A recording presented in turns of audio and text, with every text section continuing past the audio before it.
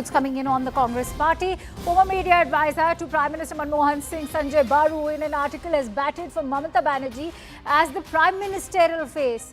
TMC's, in fact, he's responding to the calls coming in for TMC to also head the opposition. He's saying that given the excessive male domination of national and regional politics, it is time the country had a second woman prime minister. No one fits the bill better than Mamata Banerjee. That's the big statement coming in from Sanjay Baru. Remember, he's also penned a book on former Prime Minister, the late Manmohan Singh. Let's also quickly go across to Pallavi for more inputs. So, Pallavi, for someone who was a very famous former media advisor to Manmohan Singh, what is one to make of this when he's batting for Mamata Banerjee instead of Rahul Gandhi?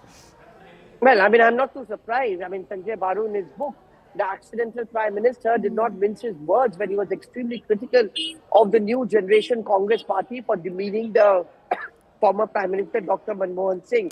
What he says about Mamata Banerjee very interesting, because obviously he's providing an alternative to the Prime Minister Modi factor.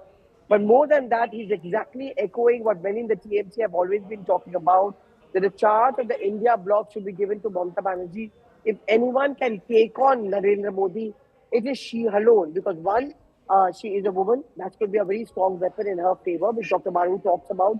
Two, in terms of sheer report card, in terms of delivering and winning elections, she has much more to offer than, say, Akhilesh Yadav or certainly Rahul Gandhi or the Congress party.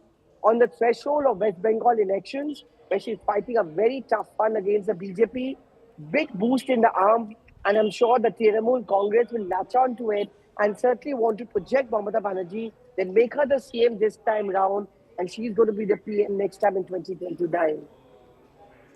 And you know, this is not the first time around, Pallavi. I'm sure you remember that in 2025 as well. And in fact, just before the Lok Sabha elections also, there were calls for how it should be Mamata Banerjee who should be leading the India alliance. What is one to make of this repeated or renewed sort of push to have a different leader of opposition and not Rahul Gandhi? Well, I mean, not just the TMC. There have been others like the Samajwadi Party who also have agreed that, you know, you have to look beyond the Congress party. We were just discussing. Now, just look at the way the Congress is in alliance with other India bloc parties and the kind of problem it's facing. One of the oldest allies, the DMK, is unhappy with them. That's Tamil Nadu for you. In West Bengal, no question of the TMC and the Congress being together. With the left, it's a state of confusion. Opponents in Kerala, friends in West Bengal.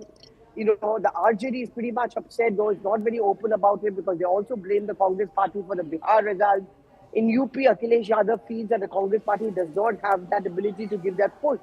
So at the end of the day, if anyone is able to deliver, many in the India bloc feel it's Mamata Banerjee. She doesn't mince her words. She's very strong in taking on and aggressive. And she won elections against the BJP in the state.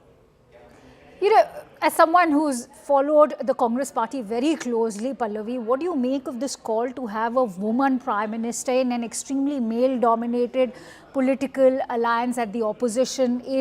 Why has the Congress, despite all of the liberal values that they boast of, not been able to break itself from the shackles of patriarchy?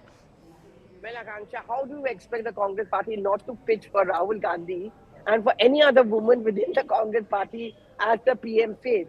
But yes, I mean, many have even said that Priyanka would have changed the fortunes of the dwindling fortunes of the Grand Old Party at the moment. And Akanksha, I can't even tell you what those who make those kind of voices within the Congress party, Acharya Pramod Kishore being one of them, what is it that they have to face? So the Congress is not going to be comfortable with a woman alternative to Rahul Gandhi, definitely not as a PM face. But on a serious note, when we are talking about Nari Shakti, we are talking about women empowerment, and comes the implementation of the women reservation bill, women votes matter. And I think that's what the TMC's pitch and Dr. Baru's pitch is, that you can make a woman as a contender to Narendra Modi, and that's possibly the only card which is going to work.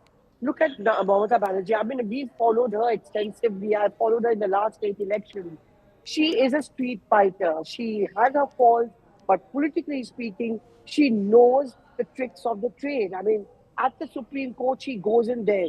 We may scoff her over here, but back home in Bengal, the Mamata Banerjee in a black lawyer's robe is something which is going to be resonating on the ground. The TMC is going to ensure that. And Dr. Baru in his article essentially talks about the fact that one, India does require a woman prime minister, the first one after Indira Gandhi. Right. Second, as a gender, it is perhaps going to be a strong weapon she's going to have against Narendra Modi and the BJP. All right. Many thanks to you, Pallavi, for putting all of those details into perspective.